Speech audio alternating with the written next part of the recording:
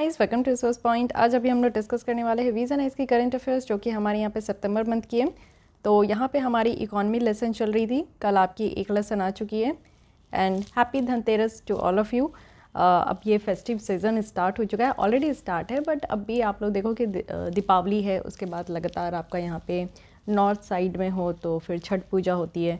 तो अच्छे से आप लोग एंजॉय कीजिए, ओके।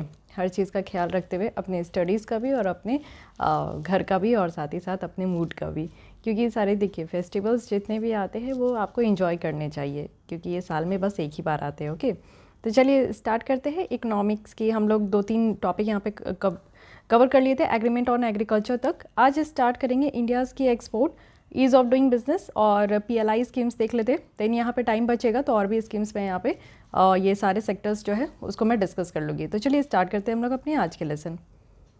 तो स्टार्ट करते हैं इंडिया के एक्सपोर्ट के बारे में देखते हैं। रिसेंटली ये न्यूज़ में इसलिए है क्योंकि बहुत सारी डेवलपमेंट लिया गया है और किया गया है इस एक्सपोर्ट के फील्ड में। तो आप लोगों को पता है कि हम लोग मेनली इंपोर्ट हब कंट्री है, काफ़ी सारे सामान को हम लोग जो है इंपोर्ट कराते हैं और एक्सपोर्ट बहुत कम करते हैं, क्योंकि हमारे यहाँ मैन्युफैक्चरिंग यूनिट बहुत कम है। हम लोग मैन्युफैक्चरिंग सेक्टर पे बहुत कम ध्यान देते हैं। तो इसलिए अब यहाँ पे कोशिश किया जा रहा है, क्योंकि आत्मनिर्भर भारत बनना है, हमें इंपोर्ट सब्स्टिट्यूशन भी फाइंड आउट करनी है। तो इसलिए हम लोग अपने देश में एक्सपोर्ट को बढ़ाने की कोशिश कर रहे हैं। इंडिया का क्वार्टरली एक्सपोर्ट अगर हम लोग देखें तो यहाँ पे 100 बिलियन डॉलर तक ये क्रॉस हुआ है। ये फर्स्ट टाइम ऐसा देखने को मिलेगा, और वो भी सेक्टर स्पेसिफिक इंटरवेंशन के कारण, जो कि सरकार के द्वारा कोविड-19 क्राइसिस के टाइम पे लिया गया था। जब कोविड-19 हुआ, सारे जगह पे लॉकडाउन लगी, ट्रांसपोर्टेशन बंद हुआ, तब जाकर हमारे देश के सरकार की आंख खुली कि नहीं, हमें भी अब यहाँ पे मैन्युफैक्चरिंग करनी चाहिए, हमें दूसरे कंट्री के ऊपर डिपेंडेंट नहीं रहना चाहिए, क्योंकि इस तरीके की पेंडेमिक अगर फ्यूचर में भी आती है तो हमें ही परेशानी होती है, ओके। तो गवर्नमेंट के द्वारा यहाँ पर काफ़ी ज़्यादा वर्क किया गया, काफ़ी ज़्यादा आप देखो कि उनके द्वारा स्कीम्स वगैरह लाए गए, और एक यहाँ पे मर्केंटाइज एक्सपोर्ट टारगेट रखा गया कि हम लोग यहाँ पे 2021 और नेक्स्ट ईयर तक 400 बिलियन डॉलर तक का यहाँ पे टारगेट को अचीव करेंगे। और ओवरऑल हमारा एक्सपोर्ट टारगेट कितना होगा, तो 1 ट्रिलियन एक्सपोर्ट होगा, और कब तक, तो 2027 तक का। ये एक शॉर्ट आप लोग देखते हो कि सरकार की यहाँ पे टारगेट होती है जिसको अचीव करना होता है। कैबिनेट के द्वारा भी बहुत सारे मेजर्स यहाँ पे अनाउंस किए गए थे, जिससे कि हमारे ये जो एक्सपोर्ट सेक्टर है ये बूस्ट हो सके। तो इसमें हम लोग कुछ देखेंगे। जैसे आप लोग देख सकते हो कि ये ब्लू वाली लाइन जो है ये एक्सपोर्ट है, और ये ऑरेंज वाली लाइन जो है ये इंपोर्ट है। तो ये आप लोग देख सकते हो कि क्या हालत है हमारे यहाँ। 2010-11 से भी आप लोग देखो तो हम लोग इंपोर्ट ज़्यादा करा रहे हैं, फिर इंपोर्ट। इट मीन्स कि आप लगातार देख सकते हो कि हमारे यहाँ इंपोर्ट ज़्यादा हो रहा है। बट अब यहाँ पे 2020 अप्रैल से दिसंबर तक देखने को मिला कि ये फर्स्ट टाइम दोनों इक्वल हो गया। इट मीन्स कि चलो ठीक है, हमारी एक्सपोर्ट बढ़ी और इंपोर्ट घटी, तब जाकर हम लोग जो है import is equal to export हो पाया। तो अच्छी खबर है ये। लेकिन देखते हैं कि हमारे इंडिया का ओवरऑल ट्रेड का ट्रेंड्स कैसा रहा। तो इस तरीके से आप लोग कुछ देख सकते हो, लेकिन इसको समझने से पहले आप लोग यहाँ पे समझिए इंडिया का जो ओवरऑल एक्सपोर्ट है 2019-20 में वो 5 to 6 बिलियन डॉलर तक का था, जो कि अगर हम लोग 2018-19 यानी कि जस्ट उससे एक साल पहले देखें तो ये 538 बिलियन डॉलर तक का है। तो अच्छी खासी हमारी यहाँ पे एक्सपोर्ट बढ़ रही थी, लेकिन 2020 में आप देखो कि एक्सपोर्ट थोड़ी सी घट गई, जस्ट बिकॉज क्योंकि स्लो डाउन था, पैंडमिक था, ठीक है, उसके कारण ये देखने को मिला। सप्लाई चेन बर्बाद हो चुके थे, तो ये सारी चीज़ें हैं। इंडिया का शेयर अगर हम लोग वर्ल्ड की एक्सपोर्ट्स जो है उसमें अगर हम लोग देखें तो काफ़ी ज़्यादा इंक्रीज़ हो चुकी है। 1991 में 0.6% है, वहीं 2018 में 1.7% हो चुका है। अगर हम लोग इंडिया का रैंक देखें, इट मीन्स कि टॉप एक्सपोर्टिंग कंट्रीज़ में, जो कि 2019 में पूरे वर्ल्ड वाइड था, तो 18th में हमारे यहाँ पर रैंक थे एक्सपोर्ट सेक्टर को लेकर।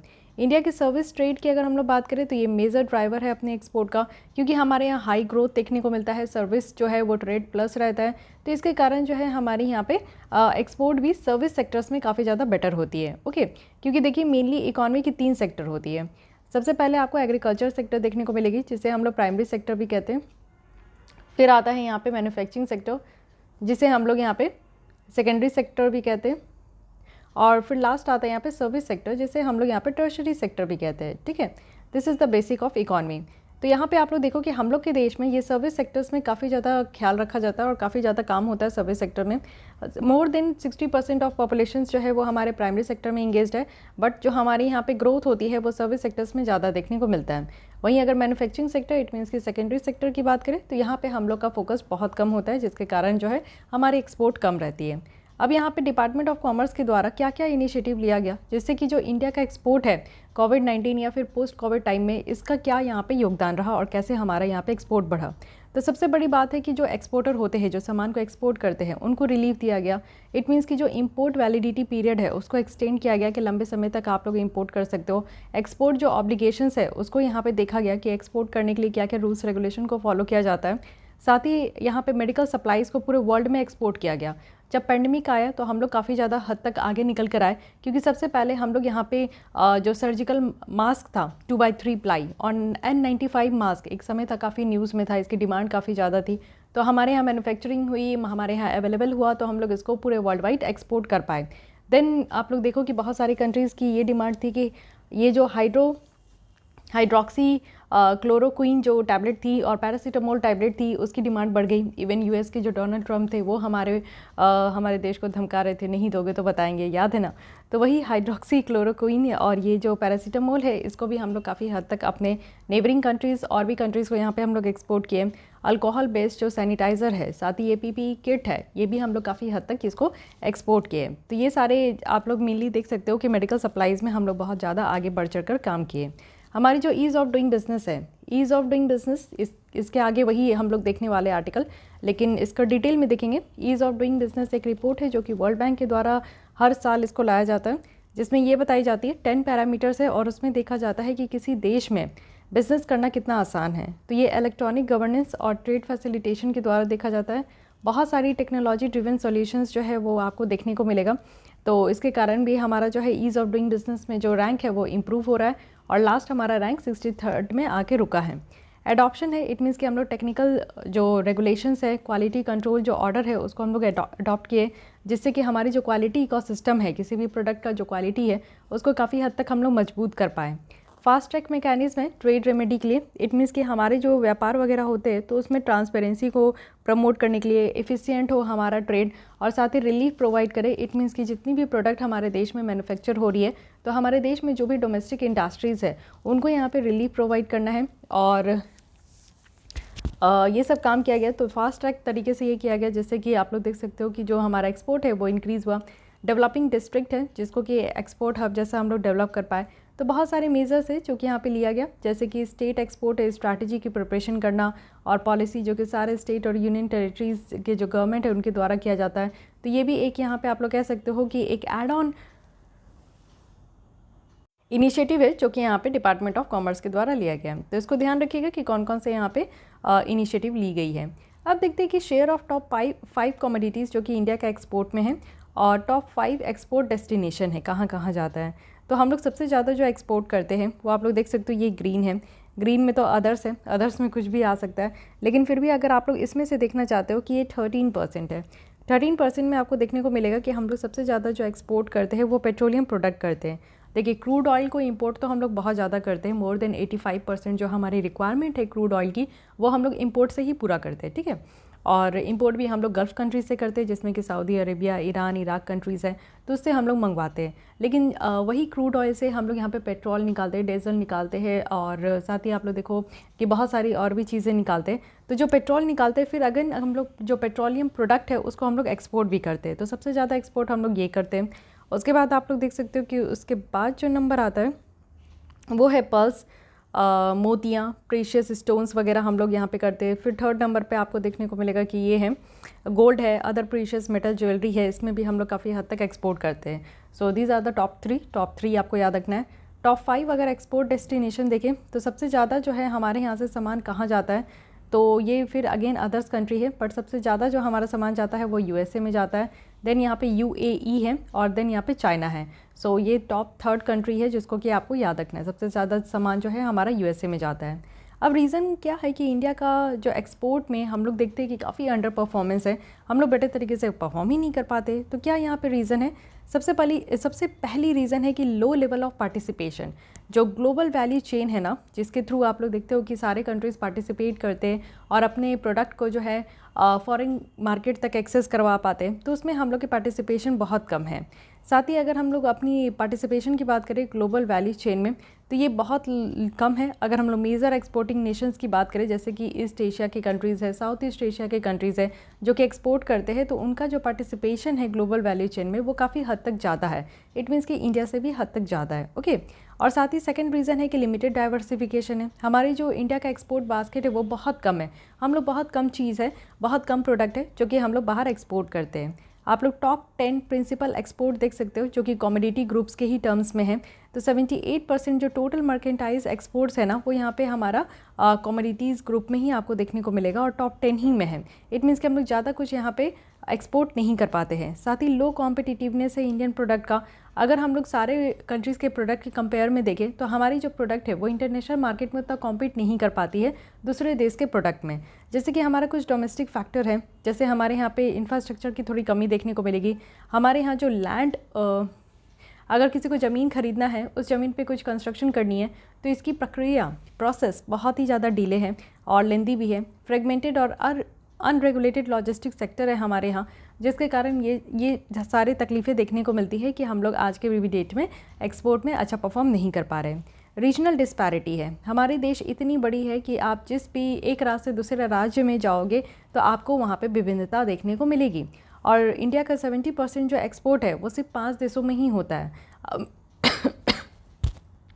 सॉरी, मेनली आप लोग देखो कि सबसे ज़्यादा एक्सपोर्ट महाराष्ट्र, गुजरात, कर्नाटक, तमिलनाडु और तेलंगाना है। इट मीन्स कि मेनली आपको वही सारे कंट्रीज़ देखने को मिलेंगे जो कि आपको सदर्न स्टेट में हैं।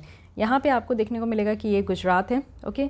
उसके बाद आपका महाराष्ट्र आता है, कर्नाटक है, फिर केरल है, फिर यहाँ पे तमिलनाडु है, फिर यहाँ पे आंध्र प्रदेश हो गया, उड़ीसा हो गई। तो इस तरीके से आप लोग देख सकते हो। अब आंध्र प्रदेश से यहाँ पे तेलंगाना निकल के अलग हुआ है, तो ये भी आपका एक्सपोर्ट कंट्रीज़ में एक्सपोर्ट हब स्टेट में काफ़ी आगे है, 5th नंबर पे। तो ये 5 राज्यों का नाम याद रखना है। साथ ही इंडिया के द्वारा आप देखो कि 3 चैलेंजेस ये फेस करती है। सबसे पहली बात है कि एक्सपोर्ट प्रमोशन। इट मीन्स कि हमारी प्रोडक्ट जो है ना वो ज़्यादातर जो है एक्सपोर्ट प्रमोशंस पे काफ़ी पीछे रह जाती है। अब इसके नीचे आपको 3 रीज़न देखने को मिलेगा। क्या होता है, क्योंकि एक्सपोर्ट इंफ्रास्ट्रक्चर की कमी है और डिफरेंट राज्यों में आपको डिफरेंट तरीके की प्रॉब्लम देखने को मिलेगी। सबसे ज़्यादा जो एक्सपोर्ट किया जाता है वो कोस्टल स्टेट्स के द्वारा किया जाता है, और हमारे देश में टोटल कितने कोस्टल स्टेट्स है ये आपको बतानी है। इट मीन्स कि यहाँ से लेकर यहाँ तक कितने कोस्टल स्टेट्स है, जो कि यहाँ पे आपका वेस्टर्न घाट है, इसको टच करते हैं, ईस्टर्न घाट को टच करते हैं, या फिर आप लोग देखो बे ऑफ बंगाल को टच करते हैं, या फिर अरेबियन सी को टच करते हैं। ये आपको कमेंट बॉक्स में लिख के बतानी है। तो मेनली जो एक्सपोर्ट इंफ्रास्ट्रक्चर आपको देखने को मिलेगा वो कोस्टल एरिया में है और काफ़ी अच्छा ये काम करते हैं अगर इसको कंपेयर करें हम लोग लैंड लॉक्ड जो स्टेट है उसके कंपैरिजन में। सेकंड है कि पुअर ट्रेड सपोर्ट है और ग्रोथ ओरिएंटेशन अगर हम लोग देखें तो ये भी बहुत पुअर है। अगर उत्तराखंड के अलावा देखें और कोस्टल स्टेट के अलावा देखें तो स्ट्रॉन्ग जो सपोर्ट होना चाहिए, यानी कि राज्यों को ये इस तरीके का सपोर्ट देना चाहिए कि वो अपने यहाँ जितनी भी मैन्युफैक्चरिंग प्रोडक्ट है उसको एक्सपोर्ट कर सके, तो ये काम कम देखने को मिलता है। साथ ही इंफ्रास्ट्रक्चर के ऊपर रिसर्च और डेवलपमेंट काफ़ी पुअर है, और जिससे कि आप देखो कि कॉम्प्लेक्स और यूनिक एक्सपोर्ट्स जो है इसको प्रमोट करने के लिए, तो हमारे यहाँ उस तरीके की इंफ्रास्ट्रक्चर भी नहीं है कि लोगों को कहा जाए इस तरीके से कि हमारी जो एक्सपोर्ट का जो भी प्रोडक्ट है उसको आप लोग देखो, और मतलब कि ये आपका जो है ना एक यूनिक और कॉम्प्लेक्स आपको देखने को मिलेगा। और लास्ट रीज़न है कि इनएबिलिटी है। इट मीन्स कि जो एक्सप्लॉइट कंपैरेटिव एडवांटेजेस है हमारे यहाँ, आप लोग देखो कि जो हम लोग एक्सपोर्ट करते हैं तो उसमें एक अच्छा खासा स्किल भी नहीं है। स्किल होना चाहिए, पता होना चाहिए कि किस तरीके से आप लोग अपने प्रोडक्ट को जो है इंटरनेशनल मार्केट में एक्सेस करवा सको, कितना ज़्यादा से ज़्यादा प्रोडक्ट आप जो है वो एक्सपोर्ट कर सको। तो इसमें आपको लो स्किल देखने को मिलेगा, और साथ ही साथ ये लेबर इंटेंसिव एक्सपोर्ट है हमारे देश में, तो ये भी एक प्रॉब्लम है। साथ ही अगर हम लोग देखें तो हमारी जो शेयर है वर्ल्ड ट्रेड में वो टेक्सटाइल फील्ड में है, गारमेंट फील्ड में है और फुटवेयर में है, जो कि इस साल रिसेंट ईयर में काफ़ी डिक्लाइन हो चुका है। वही बांग्लादेश की बात करूं तो बांग्लादेश जो है वो इंडिया से और वियतनाम से जो है काफ़ी अच्छा काम कर रहे हैं। Okay, so these are the reason. अब ये समझने का ज़रूरत है कि क्यों इंडिया को एक्सपोर्ट लीड ग्रोथ करने की ज़रूरत है। हमारे 2019 की जो इकोनॉमिक सर्वे थी उनके द्वारा ये कहा गया है कि इंडिया को जो एक्सपोर्ट लीड ग्रोथ मॉडल है वो इंडिया के लिए लाया जा सकता है फॉर अ रीज़न, जैसे कि एक्सपोर्ट जो है वो इंडिया की जो टारगेट है डेवलप्ड इकॉनमी बनने का वो हम लोग कर सकते हैं। और मेनली हम लोग को फोकस करना होगा आत्मनिर्भर भारत में। इकॉनमिक ग्रोथ की बात करें, जितना ज़्यादा एक्सपोर्ट होगा उससे हमारी फॉरेन रेमिटांस आएगी। इट मीन्स कि बाहर से पैसे आएंगे, फॉरेन कंट्री से पैसे आएंगे, जिससे ज़्यादा जॉब क्रिएट हो पाएगा। और हमारी जो करंट अकाउंट डेफिसिट है, कैड है, जिसमें कि कहा जाता है कि जब एक्सपेंडिचर ज़्यादा हो जाए और रेवेन्यू कम हो जाए तो इसको हम लोग कैड कहते हैं। तो जो डेफिसिट है ये भी यहाँ पे आपका कम होने लगेगा, डिमांड बढ़ेगी, इंफ्रास्ट्रक्चर डेवलप हो पाएंगे। तो मेजर इकॉनमीज अगर आप लोग देख सकते हो तो ये मेजर एक्सपोर्टर होते हैं। जैसे कि हमारे पूरे वर्ल्ड वाइड आप देखो, जैसे कि चाइना है और यूएस है, रशिया है, ये सब हम लोग कहते हैं कि मेजर इकॉनमिक कंट्री है। क्यों? क्योंकि ये अपने यहाँ से बहुत ज़्यादा एक्सपोर्ट करते हैं, ना कि इंपोर्ट करते हैं। तो इन्हीं के साथ हम लोग को कोलैबोरेट करना होगा। तो इसलिए हम लोग को यहाँ पे इकॉनमिक ग्रोथ में ध्यान देना, इकॉनमिक ग्रोथ के लिए ध्यान देने के लिए हम लोग को एक्सपोर्ट करना होगा। जैसे चाइना आज के डेट में आप देख सकते हो कि एक्सपोर्ट हब कंट्रीज़ है, बहुत ज़्यादा ही ये एक्सपोर्ट करते हैं, इसलिए वर्ल्ड की लीडिंग एक्सपोर्टर ऑफ गुड्स इनको कहा जाता है। साथ ही हम लोग यहाँ पे हम लोग को ग्लोबल वैल्यू चेन का पार्ट बनना ज़रूरी है। क्योंकि ग्लोबल वैल्यू चेन क्या होता है कि ऑल ओवर द वर्ल्ड में ये चेन आपका जो है एक दूसरे को कनेक्ट किया गया है। तो इस चेन के कनेक्ट होने से क्या होता है कि लोगों की एक्सपोर्ट यहाँ पे ईज़ हो जाती है और लोगों का सामान जो है वो दूर दूर तक दूसरे कंट्रीज़ के मार्केट तक पहुँच पाता है। साथ ही जो रीजनल डिस्पैरिटी है, किसी राज्य में आप देखो, हमारे देश में टोटल 28 राज्य हैं और 8 यूनियन टेरिटरीज़ भी हैं। तो यूनियन टेरिटरीज़ का तो नाम नहीं आता है एक्सपोर्ट करने में, लेकिन यहाँ पे 28 राज्यों में से 5 राज्य जो है वो अकेले यहाँ पे 90% जो है वो हमारे देश से एक्सपोर्ट करते हैं। तो बाकी के देश क्या करते हैं, 23 राज्य क्या करते हैं, सॉरी मैं देश बोल रही हूँ, तो 23 राज्य क्या करते हैं। तो इस तरीके की जो आपको रीजनल डिस्पैरिटी देखने को मिलेगा, इस पर काम करने की ज़रूरत है। स्टेप्स क्या लिया गया है जिससे कि हम लोग अपनी इंडिया के एक्सपोर्ट को बूस्ट कर सके। तो इंडिया का जो फॉरेन ट्रेड पॉलिसी है 2015 से 20 तक था, तो इसको अभी 2022 तक एक्सटेंड किया गया है, जिसमें कि बहुत सारे एक्सपोर्ट इंसेंटिव्स लाई गई है सरकार की जो आत्मनिर्भर भारत है, मेक इन इंडिया इनिशिएटिव है, इसी के तहत। ओके, तो पहले देखते हैं कि एक्सपोर्ट प्रमोशन स्कीम लाया गया है, जिसे यहाँ पे RODTEP कहा गया है। इट मीन्स की रिमिशन ऑफ ड्यूटीज़ और टैक्सेस हटानी है जो कि यहाँ पे एक्सपोर्ट प्रोडक्ट के ऊपर है। तो इससे क्या होगा, 0 रेटिंग ऑफ एक्सपोर्ट दिया जाएगा। और इसमें हमारी जो डोमेस्टिक टैक्स है, ये आप लोग देखो कि डोमेस्टिक टैक्स जो है आर नॉट एक्सपोर्टेड, ये एक्सपोर्ट नहीं किया जा रहा है। और इसका एम है कि जितने भी हिडन टैक्स है उन सबको यहाँ पे रिफंड करना है। जैसे कि सेंट्रल और स्टेट टैक्स हो गया, जो फ्यूल वगैरह में लगता है, जैसे कि कोई सामान को एक जगह से दूसरी जगह लेकर जाना है, चाहे वो वाटरवेज के थ्रू, एयरवेज के थ्रू या फिर लैंड के थ्रू। तो यहाँ पे क्या होता है कि पेट्रोल की कंजप्शन होती है, डीजल की, गैस की कंजप्शन होती है। तो ट्रांसपोर्टेशन करने के कारण जो है यहाँ पे सामानों के दाम और भी ज़्यादा बढ़ते जा रहे हैं। तो साथ ही साथ यहाँ पे और क्या करना है, और जो ड्यूटीज़ लगाई जाती है इलेक्ट्रिसिटी के ऊपर, इट मीन्स कि कोई भी प्रोडक्ट को यहाँ पे मैन्युफैक्चर करने के लिए जो मैन्युफैक्चरिंग में यूज़ किया जाता है उसके ऊपर भी ड्यूटीज़ लगाई जाती है।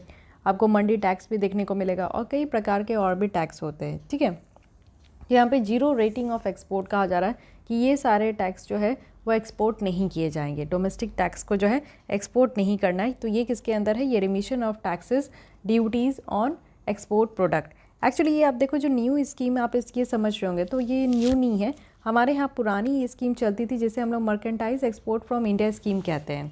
तो इसी को रिप्लेस करके ये न्यू स्कीम लाई गई है। अब ये जो न्यू स्कीम लाई गई है इसकी क्या फ़ीचर्स हैं, तो इसमें आप देखो कि जो टैक्स रिफंड रेट रेंज है वो 0.5% से 4.3% तक है। बहुत सारे सेक्टर्स हैं हमारे देश में, तो उसमें जो रिबेट है वो भी यहाँ पे क्लेम किया जा सकता है। यानी कि फ्रेट ऑन बोर्ड में की वैल्यू जितनी यहाँ पे सामान को एक्सपोर्ट कर रहे हैं, तो इसमें से जो शिपिंग होती है, इंश्योरेंस है, फ्रेट है, माल है, तो इन सबको बाहर निकाल के जितनी भी यहाँ पे परसेंटेज होती है उनको क्लेम किया जाता है। तो उससे रिबेट भी मिलता है। रिबेट जो है वो इशू भी किया जाता है in the form of transferable duty credit. तो जो ड्यूटी क्रेडिट है उसके बेसिस पे इसको ट्रांसफॉर्म किया जाता है। स्टील, फार्मा और जो केमिकल्स है उसको यहाँ पे इंक्लूड नहीं किया गया है इस स्कीम के तहत। और गारमेंट एक्सपोर्टर देखो या फिर रिबेट देखो स्टेट या सेंट्रल डिवाइस में टैक्सेस में, तो ये सारे स्कीम्स जो है वो अलग से यहाँ पे आपका रखा गया है। ठीक है, तो एक्सपोर्ट प्रमोशन स्कीम लाई गई है। सेकेंड आप देख सकते हो कि ड्यूटी एग्जेम्पशन रिमिशन स्कीम है कि ड्यूटी हटाने के लिए। तो एडवांस ऑथराइजेशन स्कीम है, इसके तहत क्या अलाउ किया गया कि जो ट्रेडर्स है ना, जो भी यहाँ पे रॉ मटेरियल्स को इम्पोर्ट करते हैं उसमें 0% इम्पोर्ट ड्यूटी होती है अगर ये रॉ मटेरियल को मैन्युफैक्चर एक्सपोर्ट प्रोडक्ट में यूज़ किया जाएगा। इट मीन्स कि आप समझो कि कोई भी हम लोग यहाँ पे रॉ मटेरियल मंगवा रहे हैं, जैसे आप लोग देखो कि कॉटन हम लोग मंगवा रहे हैं, कॉटन से क्या होता है कि हम लोग यहाँ पे कपड़े बनवाते हैं, ठीक है। तो शर्ट बनाना है, शर्ट बनाने के लिए सबसे पहले हम लोग रॉ मटेरियल्स लेकर अपनी कंट्री में ला रहे हैं, तो ये इंपोर्ट कर रहे हैं। तो इंपोर्ट में क्या होगा कि 0% यहाँ पे हम लोग टैक्स देंगे, इंपोर्ट ड्यूटी हम लोग नहीं देंगे। और उसी प्रोडक्ट में नहीं देंगे जब हम लोग यहाँ पे कॉटन से क्या बनाने वाले हैं, तो कॉटन शर्ट, इट मीन्स कि कॉटन शर्ट बनाकर हम लोग फिर से इसको एक्सपोर्ट कर देंगे दूसरे कंट्री में। तो ये क्या हो रहा है कि यहाँ पे जो ड्यूटीज़ लग रही है, इंपोर्ट ड्यूटीज़, वो यहाँ पे नहीं लगेगी। लेकिन जस्ट सपोज़ कि अगर हम लोग कॉटन को हम लोग यहाँ पे इंपोर्ट कर रहे हैं एज ए रॉ मटेरियल और इसको अपने देश में मैन्युफैक्चर कर रहे हैं और शर्ट को हम लोग अपने ही डोमेस्टिक मार्केट में सेल कर रहे हैं, तो फिर ऐसा नहीं होगा। यहाँ पे आपको कुछ ना इंपोर्ट ड्यूटीज़ देखने को मिलेगी, ठीक है। तो ये चीज़ रखा गया कि भैया हम लोग जिस प्रोडक्ट को बना कर हम लोग अगर भेजने वाले, वापस से एक्सपोर्ट करने वाले, तो उसके ऊपर इतनी ज़्यादा जो है ड्यूटी लगाने की ज़रूरत नहीं है, नहीं तो अदरवाइज़ वो और महंगी हो जाएगी। साथ ही ड्यूटी ड्रॉबैक स्कीम भी है। इट मीन्स कि एक्सपोर्टर्स को यहाँ पे कंपनसेशन भी दिया जाता है कस्टम और सेंट्रल एक्साइज ड्यूटी की तरफ से। आप लोग देख सकते हो अगर वो कोई एक्सपोर्टेड गुड्स को मैन्युफैक्चर करते हैं और इसमें जो मटेरियल यूज़ होती है, तो उसमें आप लोग देख सकते हो कि यहाँ पे कंपनसेशन भी दी जाती है। Export promotion capital good scheme है। एक्चुअली यहाँ पे क्या है ना कि जो कैपिटल गुड है उसके इंपोर्ट को यहाँ पे फैसिलिटेट किया जा रहा है, जिससे कि ज़्यादा से ज़्यादा सामान और सर्विसेज जो है वो प्रोड्यूस किया जा सके मैन्युफैक्चरर्स के द्वारा, और इससे क्या होगा कि हमारा इंडिया का जो एक्सपोर्ट कॉम्पिटिटिवनेस है ये इन्हेंस होगा। फिर उसके बाद आप देखो कि एक्सपोर्ट ओरिएंटेड यूनिट है। तो ये क्या है, इसका एम था कि हमारे देश में एक्सपोर्ट बढ़े, लेकिन एक्सपोर्ट कैसे बढ़ाना है, तो यहाँ पे एक्सपोर्ट ओरिएंटेड आपको यूनिट देखने को मिलेगा। इसका भी एम है कि यहाँ पे एक्सपोर्ट को इंक्रीज़ करना है, एक अच्छा खासा फेवरेबल इकोसिस्टम प्रोवाइड करके कंपनीज़ को जो कि 100% एक्सपोर्टर हो। तो इस स्कीम में आप देखो कि कुछ छूट भी दी गई है, कुछ कंसेशन भी दी गई है, ठीक है, और वो भी टैक्सेशन मैटर में। तो ये सारा काम इसलिए किया जा रहा है क्योंकि आपको पता है कोई भी प्रोडक्ट के ऊपर टैक्स लग के ही वो प्रोडक्ट की प्राइसेस बहुत ज़्यादा बढ़ जाती है। तो अगर आपको अपने प्रोडक्ट को कॉम्पिटिटिव रखना है डोमेस्टिक मार्केट में भी और इंटरनेशनल मार्केट में भी, तो फिर टैक्सेस को रिड्यूस करना होता है। रिसेंट इनिशिएटिव भी आप लोग देख सकते हो कि एक इंडिया एक्सपोर्ट यहाँ पे आपका इनिशिएटिव है। इसका एम है कि MSME एक्सपोर्ट को इंक्रीज़ करना है। इट मीन्स कि micro small and medium enterprises है, ये आज की डेट पे 40% तक एक्सपोर्ट करती है अपने प्रोडक्ट का। तो यहाँ पे रखा गया कि नेक्स्ट ईयर तक 50% तक यहाँ पे एक्सपोर्ट करना है। और साथ ही आप देखो कि कैपिटल इन्फ्यूजन किया जाता है, ज़्यादा से ज़्यादा कैपिटल यहाँ पे इन्फ्यूज़ किया जाता है एक्सपोर्ट क्रेडिट गारंटी कॉर्पोरेशन में, जो कि ECGC है। इसको 1957 में सेटअप किया गया था, जिससे कि एक्सपोर्ट को प्रमोट किया जा सके। और एक्सपोर्ट को कैसे प्रमोट कर सकते हैं, तो क्रेडिट रिस्क जो इंश्योरेंस है उसको प्रोवाइड करके और जो रिलेटेड सर्विस है वो यहाँ पे एक्सपोर्ट करके। साथ ही PLI स्कीम लाई गई है, यानी कि जितना ज़्यादा प्रोडक्शन होगा उतना ज़्यादा सरकार जो है वो इंसेंटिव्स देगी। तो हर एक फील्ड में जो है PLI स्कीम कहने का मतलब है कि प्रोडक्शन लिंक्ड इंसेंटिव्स है, ज़्यादा से ज़्यादा आप प्रोडक्शन करो, सरकार आपको हेल्प करेगी, इस तरीके का कहा जा रहा है। तो अभी ऐसा आप लोग देखो कि टोटल 13 हाई पोटेंशियल सेक्टर्स में PLI स्कीम को लाया गया है, जैसे कि ऑटो सेक्टर है, बैटरी सेल है, फार्मा है, टेलीकॉम नेटवर्किंग है, फूड एंड टेक्सटाइल है। इन सब में इनकी मैन्युफैक्चरिंग को प्रमोट करने के लिए PLI स्कीम लाई गई है। एक्सपोर्ट प्रिपेयर्डनेस इंडेक्स भी है। Actually this index is again very important, क्योंकि ये रिलीज़ की जाती है नीति आयोग के द्वारा, और इसमें जो एक्सपोर्ट पोटेंशियल है हर एक स्टेट का उसको यहाँ पे डिस्कस किया जाता है, और रीजनल लेवल पे इकोनॉमीज़ का क्या रोल है वो भी यहाँ पे देखा जाता है। फिर नेशनल लॉजिस्टिक पॉलिसी को ड्राफ्ट किया गया और इसको इंट्रोड्यूस किया गया था। इसके तहत क्या था कि एक सिंगल विंडो लॉजिस्टिक मार्केट देखने को मिलेगा, जो कि लॉजिस्टिक कॉस्ट जो होती है ना उसको कट किया जाएगा। लॉजिस्टिक कॉस्ट क्या होता है, किसी भी गुड्स को एक जगह से दूसरी जगह ले जाने के लिए जो ट्रांसपोर्टेशन चार्जेस वगैरह लगते हैं, तो उसको कट किया जाएगा। फॉरेन ट्रेड पॉलिसी की बात करें तो इसको 6 मंथ तक और बढ़ाया गया है, मार्च 31, 2022 तक रखा गया है। तो ये जो फॉरेन ट्रेड पॉलिसी है इसमें कुछ गाइडलाइंस दिए जाते हैं, जिससे कि जो एक्सपोर्ट है वो बढ़ा सके और इससे हमारी इकोनॉमिक ग्रोथ यहाँ पे पुशअप हो सके, इससे जॉब क्रिएट हो सके और इंसेंटिव्स प्रोवाइड किया जा सके डिफरेंट स्कीम्स में। तो ये सारी कुछ यहाँ पे रिसेंट इनिशिएटिव्स ली गई है सरकार की, इसको ध्यान रखना है। साथ ही आप लोग देखो कि कुछ अदर्स हम लोग देख लेते हैं। अच्छा, ये भी देख लीजिए कि जो नेशनल एक्सपोर्ट इंश्योरेंस अकाउंट है इसको कंटिन्यू किया जा रहा है आगे तक, कब तक, 2026 तक। इससे क्या होगा कि एक्सपोर्टर्स को काफ़ी हेल्प होते हैं कि वो यहाँ पे जो भी सही प्रोजेक्ट है, मतलब कि ऐसे प्रोजेक्ट जिससे कि एक्सपोर्ट टेंडेंसी बढ़ सके फोकस्ड मार्केट में, तो उस पर यहाँ पे फोकस करते हैं और इससे हमारे देश में मैन्युफैक्चरिंग सेक्टर्स बूस्ट हो पाएगी। देन यहाँ पे अदर्स भी आप लोग देख सकते हो कि एक्सपोर्टर्स के लिए GST रिफंड भी रखा गया है, ठीक है, गुड्स एंड सर्विसेज टैक्स की भी। तो transport and marketing assistance scheme है, जिसे TMA स्कीम कहा गया है। फ्रेट जो है वो यहाँ पे आप लोग देखो कि सर्टेन अमाउंट तक यहाँ पे इसकी कॉस्ट होती है, जो कि सरकार के द्वारा फिर से रीइम्बर्स किया जाता है, और ये जो है इंडियन एग्रीकल्चर प्रोडक्ट को कॉम्पिटिटिव बनाती है हमारे ग्लोबल स्पेस में। तो हमारे इंडियन जो एग्रीकल्चर प्रोडक्ट है उसको ग्लोबल स्पेस में कॉम्पिटिटिव बनाने के लिए यहाँ पे transport and marketing assistance scheme लाई गई, ठीक है। फिर है मार्केट एक्सेस इनिशिएटिव स्कीम है। तो मेनली इसके नाम पे ही पता चल रहा है कि न्यू मार्केट में जो है ब्रांडिंग होनी चाहिए हमारे सामानों की, मार्केट के ऊपर रिसर्च होनी चाहिए, प्रमोशन होनी चाहिए। फिर इंटरेस्ट इक्वलाइजेशन स्कीम लाएगी। यहाँ पे आप देखो 5% इंटरेस्ट सपोर्ट प्रोवाइड किया गया है। जो MSME सेक्टर्स के अंदर जितने भी मैन्युफैक्चरर्स हैं ना, उनके यहाँ पे 5% तक इंटरेस्ट सपोर्ट किया गया है, और 3% तक सपोर्ट जो है वो सारे एक्सपोर्टर को किया गया है, और वो भी 416 टैरिफ लाइन में। तो इट मीन्स कि आप लोग कह सकते हो कि यहाँ पे थोड़ी बहुत जो इंटरेस्ट की प्रॉब्लम थी, जैसे MSME सेक्टर्स में जो भी यहाँ पे एक्सपोर्टर्स हैं और जो भी मैन्युफैक्चरर्स है वो कई बार लोन लेते हैं, ठीक है। लोन लेते अपना काम करते हैं, अगर उनकी बिज़नेस बूस्टअप हुई तो फिर वो लोन रीपेमेंट करते हैं, और रीपे करते हैं तो इंटरेस्ट के साथ करते हैं। तो यहाँ पे सरकार कह रही है कि ठीक है आप लोन लो और यहाँ पे प्रोडक्ट की मैन्युफैक्चरिंग करो, लेकिन जब यहाँ पे रीपे करने का बात आता है तो जो इंटरेस्ट पेमेंट करनी है उसका कुछ % मैं दे दूंगा। तो 5% तक यहाँ पे सपोर्ट किया जा रहा है सरकार के द्वारा। उसी में आपको निर्विक स्कीम देखने को मिलेगा, जिसको कि यहाँ पे export credit guarantee corporation of India के द्वारा इसको इंट्रोड्यूस किया गया, और ये आपका जो है हाई इंश्योरेंस कवर करने के लिए। इट मीन्स कि जितने भी यहाँ पे आप लोग देखो मेनली स्मॉल जो एक्सपोर्टर होते हैं उनकी प्रीमियम को कम किया जाएगा, और हाई जो इंश्योरेंस कवर है वो यहाँ पे प्रोवाइड की जाएगी। तो निर्विक स्कीम काफ़ी इंपॉर्टेंट है, ये आपसे डायरेक्टली पूछा जा सकता है, तो इसको ध्यान रखिएगा। वे अहेड देखते हैं कि क्या बताया जा रहा है कि पोस्ट कोविड टाइम्स में। तो सबसे पहले कही गई है कि यहाँ पे हमारी जो कॉम्पिटिटिवनेस है मेड इन इंडिया प्रोडक्ट का, वो इंक्रीज़ होगा। इट मीन्स कि हमें सबसे पहले ईज़ ऑफ डूइंग बिजनेस पे प्रमोट करना चाहिए।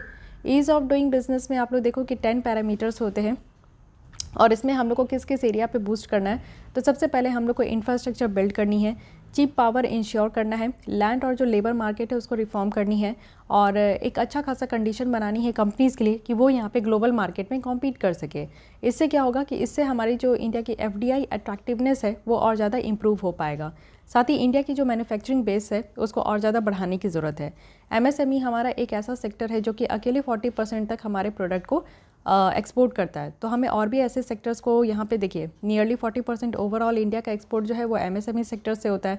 तो इसलिए हम लोग को और भी ज़्यादा इसको एक्सपेंड करने की ज़रूरत है, बढ़ाने की ज़रूरत है, ट्रेड लिबरलाइजेशन करने की ज़रूरत है। इससे क्या होगा कि कंट्री की जो पार्टिसिपेशन है ग्लोबल वैल्यू चेन में बढ़ाना है, और इससे आप लोग देखो कि काफ़ी इंपॉर्टेंट है, जिससे कि जो इंपोर्ट टैरिफ है, जो इंपोर्ट में जितने भी ड्यूटीज़ वगैरह लगते वो कम हो जाएंगे। रिसर्च एंड डेवलपमेंट ऑब्वियस करना है, एक सिग्निफिकेंट रोल प्ले करेगा, जिससे कि हम लोग क्वालिटी ऑफ प्रोडक्ट को इम्प्रूव कर सके, और जो इंटरनेशनल स्टैंडर्ड है सारे प्रोडक्ट की उसको हम लोग मैच कर सके। सो ये तो पहली हुई कि हमें कॉम्पिटिटिवनेस कैसे बढ़ानी है। सेकेंड है कि हम लोग को यहाँ पे जो पोटेंशियल सेक्टर है उसको और एक्सप्लोर करना है और मजबूत करना है। इट मीन्स कि हमारा जो इंडिया का एक्सपोर्ट बास्केट है उसको और ज़्यादा डाइवर्सिफाई करने की ज़रूरत है। डिफरेंट आइटम्स को हम लोग को डिफरेंट फील्ड से हम लोग को यहाँ पे एक्सपोर्ट करने की ज़रूरत है। इंडिया का जो टेक्सटाइल पोर्टफोलियो है वो आप देख सकते हो कि इसको डाइवर्सिफाई कर सकते हैं, जिसमें कि मैनमेड फाइबर भी है और टेक्निकल टेक्सटाइल भी है। तो यहाँ पे हम लोग जो है कॉटन वगैरह और कॉटन बेस्ड टेक्सटाइल्स जो है उसको हम लोग ज़्यादा से ज़्यादा एक्सपोर्ट कर सकते हैं। साथ ही यहाँ पे जो लोकल मैन्युफैक्चरिंग है कुछ पोटेंशियल सेक्टर से उसे में हम लोग को प्रमोट करना चाहिए। जैसे कि स्पेशल इकोनॉमिक जोन है तो इसको हम लोग सेक्टर्स में जो भी सेक्टर्स आइडेंटिफाई किए गए हैं PLI स्कीम के अंदर, प्रोडक्शन लिंक्ड इंसेंटिव्स, तो उसके साथ हम लोग इसको ज्वाइन कर सकते हैं, जिससे कि हमारी जो मैन्युफैक्चरिंग इंफ्रास्ट्रक्चर है वो यहाँ पे और भी ज़्यादा बेटर हो सके। और रोबस्ट जो हमारी यहाँ पे फॉरेन ट्रेड पॉलिसी है ये काफ़ी इंपॉर्टेंट है कि एक इंटीग्रेटेड अप्रोच हम लोग लेके चले। जो न्यू फॉरेन ट्रेड पॉलिसी है वो यहाँ पे हम लोग फॉर्मुलेट करें इसको बेटर तरीके से, ठीक है। और साथ ही ट्रेड रिलेशंस जो है दूसरे कंट्रीज़ के साथ हम लोग इन्हेंस भी करें। सबसे ज़्यादा हमें यही चीज़ की ज़रूरत है कि हम लोग नेबरिंग कंट्रीज़ के साथ, जैसे कि बांग्लादेश और श्रीलंका है, और इसके साथ अगर हम लोग अपनी ट्रेड रिलेशन को और ज़्यादा बेटर करते तो हमारी जो एक्ट ईस्ट पॉलिसी है वो और ज़्यादा मजबूत हो पाएगी, ओके।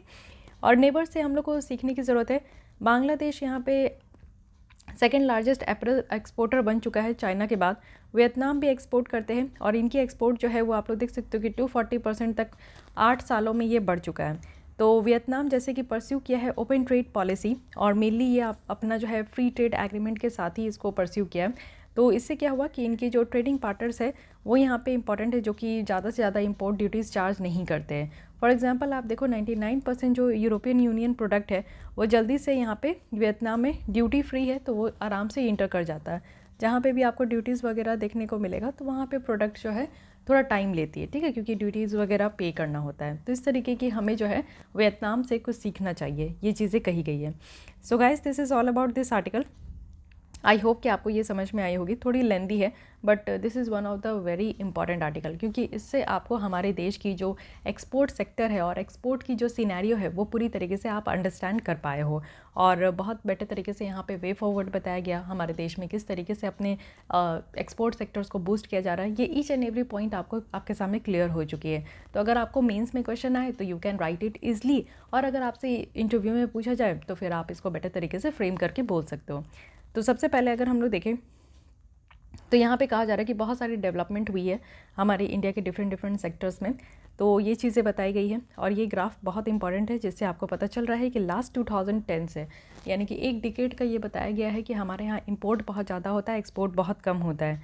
ट्रेंड क्या है, ट्रेंड भी हम लोग देख लिए हैं, इनिशिएटिव भी हम लोग सरकार की देखें, इतनी सारी इनिशिएटिव ली गई है। देन यहाँ पे हम लोग देखें कि हमारा टॉप 5 कमोडिटीज़ जो है इंडिया का एक्सपोर्ट वो कहाँ कहाँ जाता है, क्या क्या हम लोग भेजते हैं और किस किस कंट्रीज़ में भेजते हैं। तो याद रखना है कि यूएसए, यूएई एंड चाइना ये टॉप 3 कंट्रीज़ है जिसको कि हम लोग एक्सपोर्ट करते हैं। और पेट्रोलियम प्रोडक्ट है, पर्ल्स है, गोल्ड ज्वेलरी है, ये सारे ऐसे टॉप 3 प्रोडक्ट्स है जिसको हम लोग एक्सपोर्ट करते हैं। रीज़न क्या है यहाँ पे इंडिया की अंडर परफॉर्मेंस का, तो हमारी जो पार्टिसिपेशन है ग्लोबल वैल्यू चेन में वो बहुत लो है। हम लोग ज़्यादा डाइवर्सिफाई नहीं है, ज़्यादा चीज़ें जो है वो एक्सपोर्ट नहीं करते। इंडियन प्रोडक्ट्स की जो है लो कॉम्पिटिटिवनेस आपको देखने को मिलेगा। रीजनल डिस्पैरिटी है हमारे देश में, हम लोग ज़्यादा से ज़्यादा जो है एक्सपोर्ट नहीं कर पाते। तो हमें क्यों ज़रूरत है कि हम लोग एक्सपोर्ट लीड कंट्रीज़ बने, क्योंकि एक्सपोर्ट लीड्स कंट्री बनेंगे हम लोग ज़्यादा से ज़्यादा प्रोडक्ट को अगर एक्सपोर्ट करेंगे तो सबसे पहले हम लोग सेल्फ रिलायंट हो पाएंगे, यानी कि आत्मनिर्भर हो पाएंगे, किसी देश के ऊपर निर्भर नहीं रहना है। दूसरी बात है कि हमारी इकोनॉमिक ग्रोथ हो पाएगी, हम लोग ग्लोबल वैल्यू चेन का पार्ट बन पाएंगे, और जो रीजनल डिस्पैरिटी है हमारे देश में कहीं ना कहीं उसको मिटिगेट कर पाएंगे। क्या क्या स्टेप्स दिया गया है, तो एक्सपोर्ट प्रमोशन स्कीम्स है, and these are the schemes जो कि आपको यहाँ पे ध्यान में रखनी है। And one of the most beautiful conclusion way forward यहाँ पे बताया गया है, जो कि आपके एग्जाम के लिए काफ़ी इंपॉर्टेंट है। Coming to the next article, ease of doing business. तो चलिए स्टार्ट करते हैं। सबसे पहले ये समझते हैं कि इस बार न्यूज़ में क्यों है, क्योंकि वर्ल्ड बैंक ग्रुप के द्वारा ये अनाउंस किया गया है कि वो डिसकंटिन्यू कर रहे हैं। इट मीन्स कि ये जो ईज़ ऑफ डूइंग बिजनेस की रिपोर्ट है ये उनके द्वारा हर साल पब्लिश की जाती थी, बट इस बार अभी डिसकंटिन्यू किया गया है। तो बेसिक बातें देख लेते हैं ease of doing business ranking के बारे में। तो ये इसको एक्चुअली 2002 में लॉन्च किया गया था, और काफ़ी ऑब्जेक्टिव यहाँ पे देखने को मिलेंगे कि किसी कंट्री में बिज़नेस रेगुलेशन और उसके इन्फोर्समेंट कैसी होती थी, इस चीज़ को मेज़र की जाती थी। तो टोटल आप देखो कि 191 जो यहाँ पे इकॉनमीज़ है और कुछ सेलेक्टेड सिटीज़ है जिनमें ये आपका मेजर्स किया जाता था। इनमें डोमेस्टिक, स्मॉल और मीडियम साइज जो कंपनीज़ है उनको मेजर्स की जाती थी। Ease of doing business index की बात करूँ तो ये एक रैंकिंग सिस्टम है जो कि वर्ल्ड बैंक ग्रुप के द्वारा इस्टेब्लिश किया गया, और जहाँ पे हाई रैंकिंग दी जाती थी। और हाई रैंकिंग कहने का मतलब है कि यहाँ पे न्यूमेरिकल वैल्यू लो होता था। इट मीन्स कि ज़ीरो है तो कहने का मतलब है कि हाँ उस कंट्री की परफॉर्मेंस बेटर है। तो ये इंडिकेट कर रहा है कि एक better, usually simple regulation for businesses है उस देश में, और प्रॉपर्टी राइट्स को काफ़ी हद तक यहाँ पे प्रोटेक्ट भी किया जाता है। अब हमारी रैंकिंग आप देखो तो 2020 में हमारी रैंकिंग 63rd है, और यही चीज़ 2014 में 142nd थी। तो 142nd से कहाँ हम लोग जो है 6 साल में बिल्कुल जंप लगाते हुए अंडर 100 आ चुके हैं। अब मोदी जी का सपना है कि अंडर 50 जो है रैंक होनी चाहिए, तो देखते हैं आगे आने वाले सालों में हो पाता है या नहीं। अब देखते हैं कि इशू क्या है इस ईज़ ऑफ डूइंग बिजनेस के बारे में। मेनली यहाँ पे कहा जाता है कि काफ़ी ज़्यादा इरेगुलरिटीज़ है। इट मीन्स कि रैंकिंग जो है यहाँ पे सही तरीके से नहीं देखने को मिलता है, इरेगुलर होते हैं। तो डिसकंटिन्यू ये आ रहा है आपका, क्योंकि 2018 में भी ये पाया गया और 2020 की रिपोर्ट में भी देखने को मिला। ये जो इरेगुलरिटीज़ है ना, इससे 4 कंट्रीज़ काफ़ी अफेक्ट हुए, जैसे China, Saudi Arabia, United Arab Emirates और अज़रबैजान। और सेकंड यहाँ पे रीज़न कहा जाता है, इशू है कि ये लिबर्टेरियन बाइस है। इट मीन्स कि ये देखा जाता है कि काफ़ी हद तक जो है किसी कंट्री की जो इकोनॉमिक एक्टिविटी है उसकी कॉम्प्लेक्सिटी को रिड्यूस करता है। लेकिन एक फ्यू क्वांटिफिएबल मेट्रिक्स में। इट मीन्स कि यहाँ पे आप देखो कि इनके 10 पैरामीटर्स है। अभी आप पहले 10 पैरामीटर्स आप देख लो। सो ये लाइफ साइकिल ऑफ कंपनी है। तो 10 पैरामीटर्स में क्या है, सबसे पहले कहा जाता है कि ओपनिंग अ बिज़नेस, किसी कंट्री में कितना आसान है बिज़नेस को ओपन करना। इट मीन्स कि स्टार्टिंग अ बिज़नेस। फिर गेटिंग अ लोकेशन, जिसके अंदर जो है अगर आपको लोकेशन मिल जाता है तो आप कंस्ट्रक्शन परमिट के साथ कैसे डील कर पाते हो, वहाँ पे कैसी फैसिलिटी है, इलेक्ट्रिसिटी आपको मिल पा रही है कि नहीं उस देश में। साथ ही रजिस्ट्रेशन प्रॉपर्टी वो बेटर तरीके से हो पा रही कि नहीं, जल्दी हो रही है, डिले हो रही है। उसके बाद एक्सेस फाइनेंसिंग में क्या है, तो यहाँ पे आपका देखने को मिलेगा कि क्रेडिट आपको मिलता है कि नहीं, माइनॉरिटी इन्वेस्टर्स से उनको प्रोटेक्ट करने का कितना प्रोविज़न है किसी देश में। साथ ही dealing with day to day operation में क्या है कि टैक्स कितना पे करना पड़ता है, और अक्रॉस बॉर्डर जो यहाँ पे ट्रेडिंग होती है वो कितना फेवरेबल है। कॉन्ट्रैक्टिंग है विद द गवर्नमेंट, ये आपका कमिंग सून है तो ये अभी ऐड नहीं किया गया। साथ ही आप देखो कि यहाँ पे इन्फोर्सिंग कॉन्ट्रैक्ट है और रिजॉल्विंग इंसॉल्वेंसी है। कोई अगर कंपनी दिवालिया हो जाती है तो उसको किस हद तक जो है उसको रिजॉल्व किया जाता है। सो दीज आर द 10 यहाँ पे इसके पैरामीटर्स है। और ये इतना ज़्यादा इम्पॉर्टेंट ये आपको देखने को मिलेगा कि इंडेक्स है कि इससे लगातार यूपीएससी ने 2 साल क्वेश्चन पूछे थे। एक फर्स्ट ईयर ये क्वेश्चन था, I think it was in 2017, कि किसके द्वारा ये पब्लिश की जाती है रिपोर्ट, एंड 2018 में इनके द्वारा पूछ लिया गया था कि कौन सी चार ऑप्शन दी गई थी इन 10 पैरामीटर में से और कौन सी इनकी पैरामीटर नहीं है, ठीक है, जिनके बेसिस पे ये मेज़र करते हैं। तो ये देख ले सकते हैं आप लोग कि सिर्फ यहाँ पे 10 ही पैरामीटर है जिसमें कि ये किसी भी कंट्री के बिजनेस इन्वायरमेंट को मेजर कर लेते हैं। तो यहाँ पे कुछ फ्यू ही आप देख सकते हो कि मैट्रिक्स है जिसके बेसिस में बता दिया जाता है कि हाँ किसी देश में कितना अच्छा जो है वहाँ पे बिजनेस इन्वायरमेंट है। लेकिन कुछ डीपर स्ट्रक्चर और सोशल और पॉलिटिकल इश्यूज भी होते हैं हर एक देश में, उसको ये इग्नोर करता है index. One size fits for all approach है। अगेन है कि मैं वही चीज़ कहती हूँ कि आप अपने घर में एक शूज़ खरीद के ले आओ, और आपके घर में अगर 5 मेंबर्स भी है, पापा मम्मी आप लोग अगर भाई बहन और दादा दादी कोई 5-6 मेंबर्स भी है, तो आप लोग एक ही शूज़, एक ही साइज़ के शूज़ जो है सारे लोग पहन सकते हो? नहीं पहन सकते हो। वैसे ही हमारे देश में कितनी डाइवर्सिटी है। तो वही बात कही गई कि ये 10 पैरामीटर्स है, हमारे देश में ही छोड़ दो, ऑल ओवर द वर्ल्ड में कितनी डिस्पैरिटी है। तो एक ही यहाँ पे 10 पैरामीटर रख दिया और इसी में सारे देश को काउंट कर दिया जाता है। तो ये अप्रोच तो कहीं ना कहीं से आप देखो कि सही नहीं होगा। लेकिन चैलेंजेस क्या है ईज़ ऑफ डूइंग बिजनेस का इंडिया में, इस चीज़ को समझते हैं। हमारे यहाँ क्या है कि क्रिटिकल पैरामीटर्स जो है उसमें हम लोग लैग कर जाते हैं, क्योंकि प्रोग्रेस तो हमारे देश में हो रहा है, लेकिन अभी भी आप लोग देखो कि कुछ ऐसे ऐसे पैरामीटर्स है जिसमें कि हमारी परफॉर्मेंस सही नहीं है। जैसे आप देख सकते हो कि स्टार्टिंग अ बिज़नेस, जो कि हम लोग मेजर इकोनॉमिक से पीछे है, मेजर इकोनॉमिक जो कंट्री है उससे हम लोग पीछे है। इट मीन्स कि आप लोग देखो कि सिंगापुर, इंडोनेशिया, चाइना, चाइना नहीं, यूएस, ये सारे कुछ ऐसे कंट्रीज़ है जहाँ पे बिज़नेस स्टार्ट करना आज के भी डेट में बहुत आसान है अगर हम लोग इंडिया के कंपैरिजन में देखें तो। इन्फोर्सिंग कॉन्ट्रैक्ट है एंड देन रजिस्टरिंग प्रॉपर्टी है। So these are the things जिसमें कि अभी भी हम लोग की performance up to the mark नहीं है। सेकंड यहाँ पे चैलेंजेस है कि हाई टैरिफ और प्रोटेक्शनिस्ट जो पॉलिसीज़ है उसको लेकर परेशान रहते हैं। इंडिया की जो टैरिफ और ट्रेड रेगुलेशन है वो ऑलरेडी यहाँ पे नॉन ट्रांसपेरेंट है। कई बार WTO के द्वारा भी कहा जाता है कि हम लोग यहाँ पे ट्रांसपेरेंट तरीके से काम नहीं करते, और इवन अनप्रेडिक्टेबल भी है कि प्रेडिक्ट भी नहीं किया जा सकता कि किस तरीके से काम हो रही है। इंडिया का जो एवरेज अप्लाइड टैरिफ है ना, ये आप देखो कि हाईएस्ट है। जितनी बाउंड रेट है, यानी कि WTO के द्वारा कहा गया है कि मान लीजिए कि 15% ही आपको टैरिफ रेट रखनी है, तो हमारा इससे ज़्यादा होता है। तो ये एक और चैलेंजेस बन जाती है। अनस्टेबल पॉलिसी इन्वायरमेंट है। एक गुड एग्जांपल आप लोग रिसेंट ही पास कर देख सकते हो जो कि टेलीकॉम सेक्टर है। तो इसके बारे में अभी हम लोग आगे डिटेल में देखने वाले हैं टेलीकॉम सेक्टर के बारे में। बट यहाँ पे क्या हुआ था कि लार्ज MNC कंपनीज़ जो है ना, बहुत ज़्यादा इंटर देखने को मिला था टेलीकॉम सेक्टर में, और उनके द्वारा FDI, इट मीन्स कि फॉरेन डायरेक्ट इन्वेस्टमेंट यहाँ पे सेटअप किया गया था। तो ये चीज़ है जिसमें कि आप लोग देख सकते हो कि हमारे यहाँ सडन से कुछ भी हो जाता है, और कभी कभी ऐसी होती है कि FDI जो है फॉरेन डायरेक्ट इन्वेस्टमेंट हमारे देश में बहुत कम हो जाती है। तो ये अनस्टेबल पॉलिसी इन्वायरमेंट भी देखने को मिलता है। इंफ्रास्ट्रक्चर एक सबसे बड़ी हर्डल है हमारे देश में।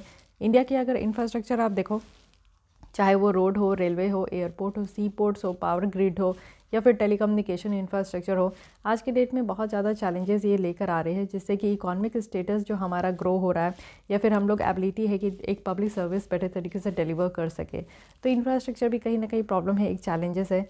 Safe guard intellectual property. Intellectual property कहने का मतलब है कि अगर आप लोग अपने बुद्धिमत्ता का इस्तेमाल करके कुछ नई न्यू चीज़ इनोवेट करते हो, तो वो आपकी प्रॉपर्टी हो गई, आपको उसका अधिकार मिलना चाहिए। तो अगर हम लोग अपने यहाँ के देखें तो हमारे पास कॉमन कानून है, एक लॉज है जिसको हम लोग फॉलो करते हैं, और ये कंपैटिबल किसके साथ है, तो यूरोपियन यूनियन के साथ और यूएस के साथ। इंटेलेक्चुअल प्रॉपर्टी कानून है, जो कि इसमें भी आप देखो कि समटाइम्स कहा जाता है कि इसमें कुछ कंसर्न है। क्या होता है कि ब्यूरोक्रेटिक डिले होती है, एक जनरल लैक ऑफ ट्रांसपेरेंसी है, जो कि दोनों यहाँ पे कंसर्न है कि कैसे हम लोग इंटेलेक्चुअल एसेट को, क्योंकि किसी भी इंसान की, किसी भी टीम का ये एक, अगर वो लोग अपनी तरीके से कुछ नया इनोवेट कर रहे हैं, कुछ नए आइडिया को जनरेट कर रहे, तो वो उनका प्रॉपर्टी है, उसको कैसे सेफगार्ड प्रोवाइड किया जाना चाहिए। तो ये भी एक अलग ही आपको यहाँ पे चैलेंजेस देखने को मिलेंगे। So these are the points जहाँ पे आपको चैलेंजेस देखने को मिलेंगे हमारे देश में। बट फिर भी some of the ease of doing business है जो कि इंडिया में इम्प्रूव किया, इसको इम्प्लीमेंट किया जा रहा है, तो काफ़ी हमारी रैंकिंग इंप्रूव हुई है। इट मीन्स कि 2014 में कहाँ हम लोग 142nd थे, और आज के डेट में 2020 में आप देखो तो 63 हो गए। तो कुछ तो हम लोग यहाँ पे बेटर कर रहे हैं, जिसके कारण हमारी रैंकिंग जो है वो इम्प्रूव हो रही है। सबसे पहले यहाँ पे मेजर कहा जा रहा है कि मेक इन इंडिया, ये 2015 में ये एक इनिशिएटिव था मोदी सरकार का कि make in India, it means कि जैसे मेड इन चाइना है, मेड इन वियतनाम है, इस तरीके से हमारे देश में भी प्रोडक्ट मैन्युफैक्चर होंगे और उसमें मेक इन इंडिया का टैग लगेगा। तो मेक इन इंडिया है जिसमें कि कई तरीके के रिफॉर्म को लॉन्च किया गया, और इस रिफॉर्म से आप देखो कि हमारे देश में FDI बढ़ा, हमारे देश में बिजनेस सेक्टर से ज़्यादा बेटर निकल कर आए, हमारे यहाँ इन्वायरमेंट बेटर हो पाया। उसके बाद वेब बेस्ड जो है SPICE+, इसको लॉन्च किया गया। एजाइल प्रोग्राम यहाँ पे लॉन्च किया गया, जिसमें न्यू कंपनीज़ को अनेबल किया गया कि वो 3 स्टेप्स, जो कि आप लोग देखो कि 14 स्टेप्स हुआ करता था हमारे देश में। जब आप लोग बिज़नेस स्टार्ट करोगे या इस्टेब्लिश करना चाहोगे, तो पहले क्या था कि 14 स्टेप थे, उसको गुजरना होता था। बट अब इस 14 स्टेप को कम करके 3 स्टेप्स रख दिया गया, और यहाँ आप लोग इस 3 स्टेप्स को पूरा करोगे तो कोई भी कंपनी हमारे देश में ओपन हो सकती है। तो ये काम हम लोग किए। साथ ही मॉडर्न इंसॉल्वेंसी रिजिम है हमारे यहाँ। आपको पता है कि IBC कोड 2016 में लाया गया, जो कि इंसॉल्वेंसी एंड बैंक्रप्सी कोड है। यहाँ पे आप लोग देखो कि कोई भी कंपनी की अगर दिवालिया निकल जाती है, कोई डेटनेस में फंस जाते, कर्ज में फंस जाते, तो यहाँ पे ये एक ऐसी यहाँ पे रूल्स रेगुलेशन है जिसके थ्रू उस कंपनी को बचाया जाता है, या फिर उस कंपनी के जितने डेट है उसको रिकवर करने का प्रोसेस यहाँ पे देखा जाता है। वन स्टॉप शॉप पोर्टल रखा गया है, जिसको मुंबई और दिल्ली में लॉन्च किया गया है। ईजी प्रोसीजर है कि GST रिटर्न को किस तरीके से फाइल करना है, तो ये एप्लीकेशन फॉर्म काफ़ी ज़्यादा ईजी कर दिया गया है। नंबर ऑफ़ डेज़ यहाँ पे ज़रूरत होता है कि इलेक्ट्रिसिटी कनेक्शन लेने के लिए, तो कहाँ था आप लोग देखो 2014 में 105 दिन लगते थे, यानी कि 3 महीने से भी ज़्यादा दिन लगते थे। और वहीं अब कितना है, 2019 में ये कहा गया कि 53 डेज़ लगेंगे, आपको ज़्यादा से ज़्यादा 1.5 महीना वेट करना होगा, और आपके कंपनीज़ में, लोकेशन में इलेक्ट्रिसिटी पहुँच जाएगी। तो इस पर भी हम लोग ने काम किया। डेडिकेटेड हमारे यहाँ कमर्शियल कोर्ट है, जो कि मॉडर्न फैसिलिटीज़ आपको मिलेगी कहाँ, दिल्ली और मुंबई में। साथ ही सिंगल विंडो है सारे इंपोर्ट और एक्सपोर्ट ट्रांजैक्शन का, कि एक ही जगह पे ये सारा काम होता है, और जितने भी स्टेक होल्डर्स हैं, जैसे कि पोर्ट में है, टर्मिनल ऑपरेटर में है, इन सबको इंटीग्रेट किया गया है। और टैक्सेशन लॉ, अभी आप देखो कि इस साल 2021 में टैक्सेशन लॉ अमेंडमेंट एक्ट यहाँ पे लाया गया, जिससे हमारे देश में जो इतने टैक्स है और जो टैक्स से सारे कंपनीज परेशान होते हैं, उसको भी कहीं ना कहीं से रिजॉल्व किया जाएगा। सो हम लोग भी ऐसा नहीं है कि हाथ पे हाथ रख के बैठे हैं, काफ़ी काम हमारे देश के द्वारा भी किया गया है। लेकिन एक बात और समझते हैं कि क्यों ईज़ ऑफ डूइंग बिज़नेस की ज़रूरत है। क्या ऐसा नहीं है कि इस इंडेक्स के बिना भी हम लोग अपने देश में, हमारे देश में बिज़नेस एनवायरनमेंट कैसी है उस चीज़ को हम लोग दर्शा सकें, बता सकें, या फिर ऑल ओवर द वर्ल्ड में बिज़नेस एनवायरनमेंट कैसा है, क्या कोई और कंपनी या कोई और जो है रिपोर्ट के द्वारा हम लोग नहीं देख सकते? ये ईज़ ऑफ बिज़नेस के थ्रू ही क्यों हम लोग देखते हैं? तो देखिए, बहुत एक्सपर्ट्स की यहाँ पे उनका कहना है कि जो आइडिया है ईज़ ऑफ डूइंग बिज़नेस का, ये काफ़ी सपोर्टिव है, और सपोर्ट भी करते हैं बहुत सारे एक्सपर्ट्स भी। और उनका कहना है कि जो रिलेशनशिप है बिज़नेस, रेगुलेटरी इन्वायरमेंट और इकोनॉमिक आउटकम्स का, ये काफ़ी बेटर तरीके से ये देखने को मिलता है इस इंडेक्स के थ्रू। रेगुलेटरी इन्वायरमेंट आप बिज़नेस के लिए देखो, जो कि यहाँ पे मेनली क्या होता है ना, कि इनफॉर्मल इकोनॉमी की जो साइज़ है उसको यहाँ पे अफेक्ट करती है। यानी कि इसी के साइज़ के साथ साथ आप देखो कि उस इनफॉर्मल इकॉनमी की ग्रोथ कैसी हो रही है, वहाँ पे एम्प्लॉयमेंट कितना है, व्यापार कैसा है, इन्वेस्टमेंट कितना है, वहाँ पे फाइनेंस की एक्सेस कितनी हो पा रही है। तो ये सारी चीज़ें देखने को मिलती है इस इंडेक्स से। साथ ही ईज़ ऑफ डूइंग बिजनेस जो है, यहाँ पे एक ट्रांसपेरेंट रूल लेकर आए हैं, एक ग्राउंड है जिसमें कि आप देखो कि एक एफिशिएंट तरीके से मार्केट को प्रमोट किया जाता है। और रेगुलेटरी बर्डन भी जो है वो बिज़नेस के ऊपर है, जिससे कि काफ़ी ज़्यादा उनके परफॉर्मेंस पे भी इसका इम्पैक्ट देखने को मिला। नीति आयोग के द्वारा जो है वो यहाँ पे आप देखो कि नीति आयोग के द्वारा state level ease of doing business ranking लाया गया है, जिसमें क्या है कि नीति आयोग एक थिंक टैंक है, एडवाइजरी बॉडी है, जो कि यहाँ पे देखती है कि हर एक राज्य अपने यहाँ बिजनेस इन्वायरमेंट किस तरीके से क्रिएट कर रहे हैं। तो हर एक स्टेट को इनके द्वारा रैंक किया जाता है। इस रैंकिंग के द्वारा स्टेट रैंकिंग से क्या हो पाएगा कि एक राज्य जो है दूसरे राज्य को देख के सीखेंगे। अगर मान लीजिए कि गुजरात अगर फर्स्ट में है, महाराष्ट्र सेकंड में, बिहार और झारखंड अगर लास्ट में, तो इन सारे राज्यों को ऐसा लगेगा कि नहीं, उनको भी इनके साथ कंपटीशन करनी है और अपने रैंक को इम्प्रूव करना है, अपने यहाँ बिजनेस एनवायरनमेंट को इम्प्रूव करना है। तो इसलिए नीति आयोग के द्वारा ये काम किया गया है। तो ये काफ़ी ज़्यादा, नीति आयोग भी कहाँ से ये आइडिया ली, तो ईज़ ऑफ डूइंग बिजनेस से ही आइडिया ली है, इसलिए ये इंडेक्स जो है काफ़ी ज़्यादा इंपॉर्टेंट है। तो ईज़ ऑफ डूइंग इंडेक्स के बारे में हम लोग डिटेल देखें, इनकी पैरामीटर्स हो गई और इश्यूज़ क्या क्या है, चैलेंजेस क्या क्या है इंडिया में, और क्या क्या स्टेप्स हमारे द्वारा लिया गया है जिससे कि हमारी रैंकिंग जो है वो इम्प्रूव हुई है।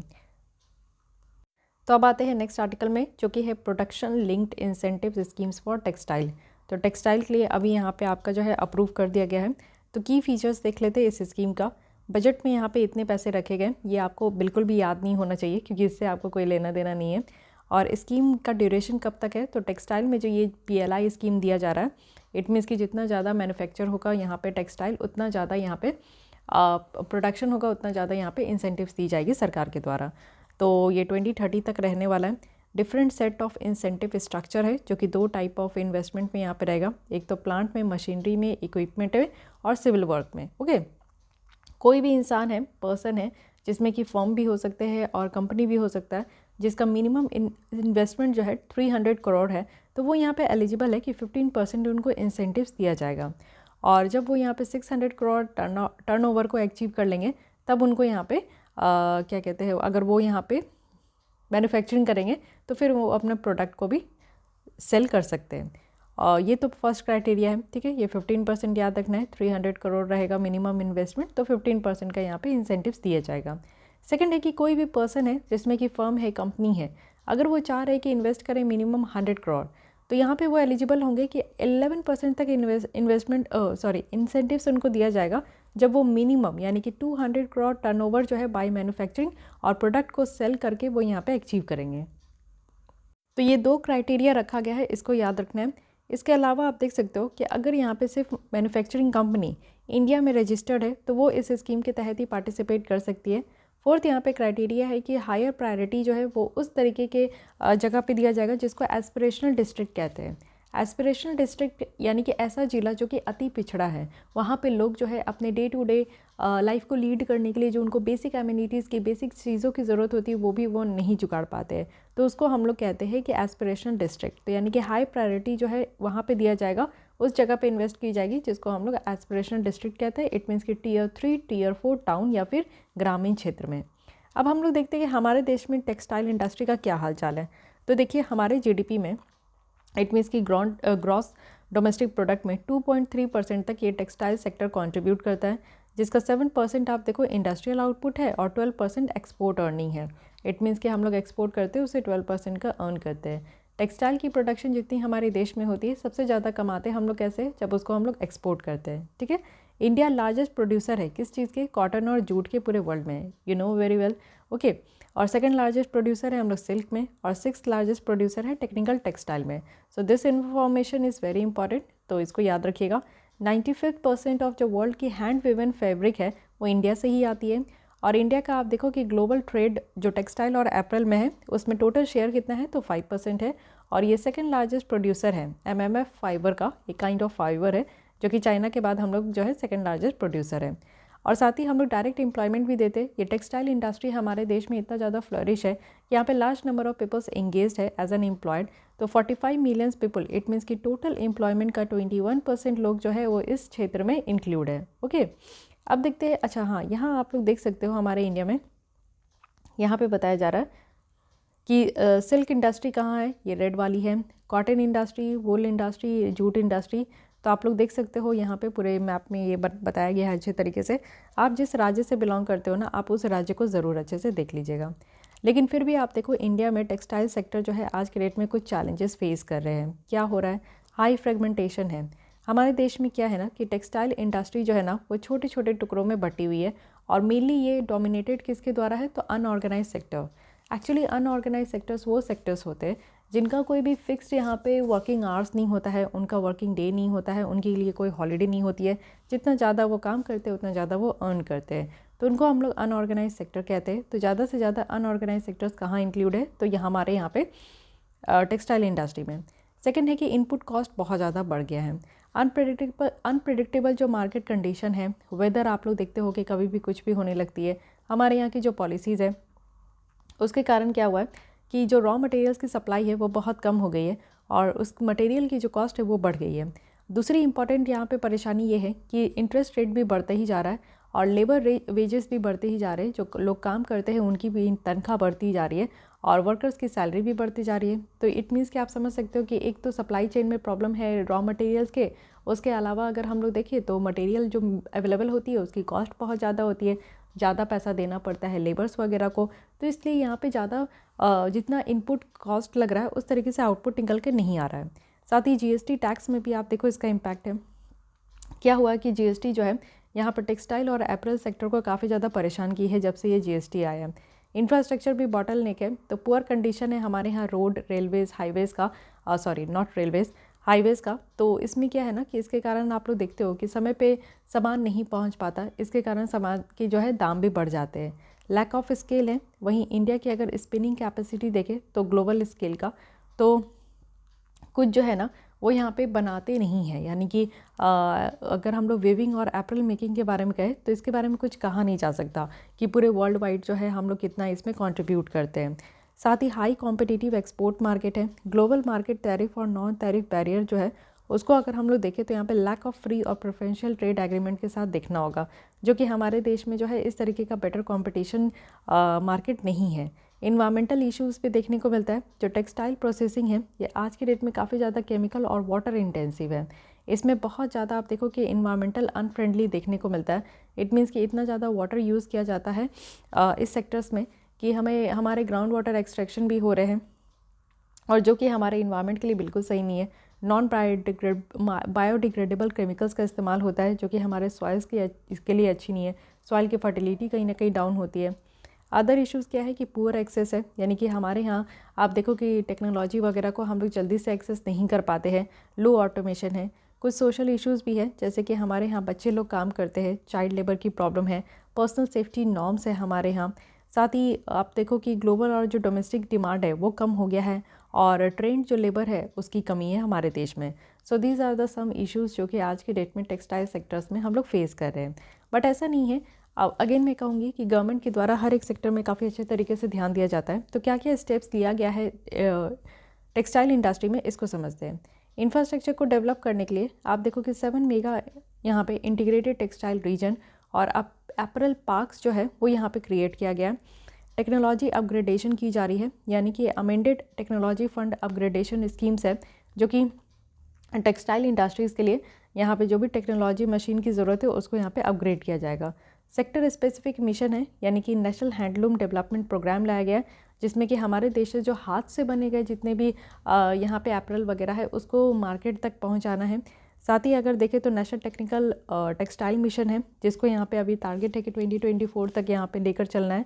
कैपेसिटी बिल्डिंग में देखें तो समर्थ है। इट मीन्स कि यहाँ पे आपका स्किल डेवलपमेंट करना है इस इंटायर वैल्यू चेन में। और साथ ही साथ स्कीम फॉर इंक्यूबेशन है इन एपरल मैन्युफैक्चरिंग में भी, और scheme for textile industry worker accommodation है। इट मीन्स कि जो भी यहाँ पे वर्कर काम करते हैं तो उनके लिए एक सेफ, एडुकेट और कन्वीनियंट लोकेटेड जो रहने का जगह है वो प्रोवाइड भी करना है। अदर मेजर्स भी लिया गया है, जैसे आप लोग देखो इसके बारे में हम लोग स्टार्टिंग में पढ़े कि scheme for remission of duties and taxes जो कि एक्सपोर्ट प्रोडक्ट पे किया गया। इट मीन्स कि जो भी एक्सपोर्ट प्रोडक्ट है उसको हटाया, उसके ऊपर से जो भी ड्यूटीज़ वगैरह है उसको कम किया गया। 100% FDI वो भी ऑटोमेटिक रूट से टेक्सटाइल और अपैरल सेक्टर में अप्रूव कर दिया गया है। 100% FDI कहने का मतलब है कि देखिए FDI जो है फॉरेन डायरेक्ट इन्वेस्टमेंट, ये 2 रूट से आते हैं। एक तो आपको ऑटोमेटिक रूट देखने को मिलेगा, दूसरा है कि गवर्नमेंट रूट। तो गवर्नमेंट रूट में क्या होता है कि गवर्नमेंट से पहले अप्रूवल लेना पड़ता है, जो कि समटाइम्स ये देखने को मिलता है कि काफ़ी डिले हो जाती है। लेकिन ऑटोमेटिक रूट में जो है ये एकदम से ओपन डोर है कि किसी भी इन्वेस्टर्स को लगता है कि चलो यार यहाँ जाकर इन्वेस्ट करना है तो वो आकर कर सकते हैं। तो इसलिए 100% है, यानी कि अपने मन से पूरा वो कर सकते हैं। एंटी डंपिंग ड्यूटीज़ जो है वो यहाँ पे प्योरीफाइड टेरिप्थेलिन एसिड में ये हटाया गया है। तो एंटी डंपिंग ड्यूटी हम लोग लगाते हैं, जैसे चाइना क्या करता है कि बहुत ज़्यादा सस्ते दाम में जो है सामान को हमारे देश में लाके रख देता है, लेकिन अगर उतनी ही सस्ते सामान अगर मार्केट में आ जाए तो हमारे देश की जो हमारी डोमेस्टिक मार्केट जो है वो हर्ट हो जाएगी, क्योंकि सारे लोग जो है सस्ते सामान के पास ही वो जाएंगे, तो इसलिए वो महंगे सामान लेंगे नहीं और हमारे यहाँ हमारे देश की जो मैन्युफैक्चरिंग प्रोडक्ट है वो बर्बाद होने लगेगी।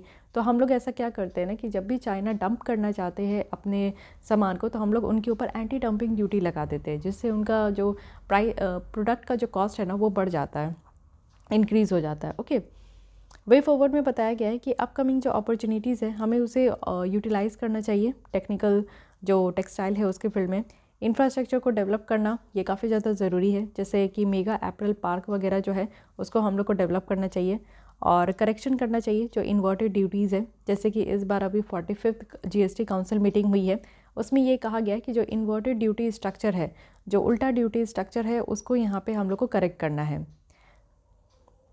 साथ ही फास्ट ट्रैकिंग जो फ्री ट्रेड एग्रीमेंट है उसको यहाँ पे हम लोग को लेकर चलना है। जैसे कि आप देखो कि इंडिया का जो फ्री ट्रेड एग्रीमेंट नेगोशिएशन है वो हम लोग ऑस्ट्रेलिया और यूरोपियन यूनियन के साथ करते हैं, जो कि काफ़ी ज़्यादा ज़रूरी है कि अगर कोई भी तरीके का यहाँ पे डिस्प्यूट वगैरह होता है या फिर फ्री ट्रेड एग्रीमेंट होना चाहिए, जिससे कि यहाँ पे टैरिफ वगैरह जो है वो कम हो जाते हैं। टेक्नोलॉजी अपग्रेडेशन पे तो बहुत ज़्यादा फोकस करने की ज़रूरत है, क्योंकि आज की डेट में जो इंडस्ट्रीज़ काम करती है वो टेक्नोलॉजी पे ज़्यादा काम करती है, तो इसलिए बेटर होगा कि हम लोग भी टेक्नोलॉजी पे ज़्यादा ध्यान दें। इंसेंटिवाइज़ करना होगा, इट मीन्स कि जो हमारे यहाँ सस्टेनेबल फैब्रिक और एप्रल्स की प्रोडक्शन होती है उसको PLI से ज़रूरी है कि उसको लिंक करें, जिससे कि जितना ज़्यादा प्रोडक्शन होगा सरकार के द्वारा उसमें इंसेंटिव्स दी जाएगी। So this is all about this article. थोड़ी बहुत और देख लेते हैं कि क्या बेनिफिशियल है, यानी कि इस स्कीम से क्या बेनिफिट है।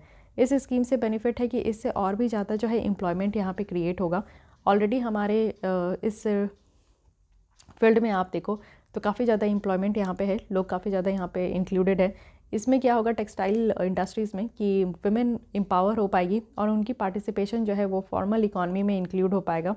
साथ ही आप देखो कि फ्रेश इन्वेस्टमेंट हो पाएंगे और हमारी इंडियन टेक्सटाइल कंपनीज जो है उनको काफ़ी हेल्प हो पाएगा और वो ग्लोबल चैम्पियन जैसा इमर्ज होकर बाहर निकल कर आ पाएंगे। कुछ की डेफिनेशन है उसको देख लीजिए, जैसे कि MMF कहा गया है, मैन मेड फाइबर्स है।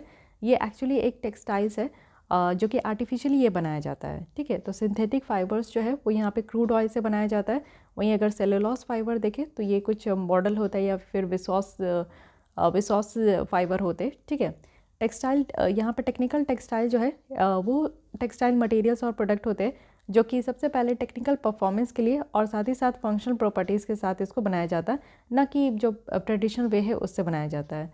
तो इसलिए इसको भी ध्यान रखना है। तो प्रोडक्शन लिंक्ड इंसेंटिव्स अगर टेक्सटाइल फील्ड में देखें तो इसके बारे में हमने काफ़ी कुछ देखा। ओके, हमारे देश में क्या हालचाल है वो भी देखें कि इससे आप लोग सब समझ सकते हो कि हम लोग कितने धनी हैं इस टेक्सटाइल सेक्टर में, लेकिन कुछ चैलेंजेस फेस कर रहे हैं। तो इसको ज़रूरत है कि हम लोग को वे फॉरवर्ड यानी कि इसको ओवरकम करना होगा और हमारे सरकार के द्वारा जो स्टेप्स लिया गया है वो काफ़ी बेटर है। ओके, तो गाइज़ आज के लिए बस इतनी ही रखते। कल हम लोग मिलते हैं यहाँ पर टेलीकॉम सेक्टर के साथ और जो रेस्ट ऑफ द टॉपिक है वो एक लेसन और लगेगा और फिर उसके बाद आपका ये कंप्लीट हो जाएगा। तो अगर आपको ये लेसन अच्छी लगती है तो लाइक कीजिए। आप लोग मेंस आंसर राइटिंग को ज्वाइन करना चाहते हो तो डिस्क्रिप्शन बॉक्स में आपको ईमेल आईडी है, वहाँ पे जाकर आप लोग मेल करके ज्वाइन हो सकते हो।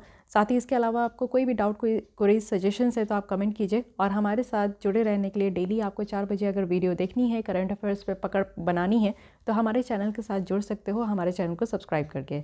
मिलती हूँ कल इसी टाइम पर। आज के लिए बस इतना ही। Thank you.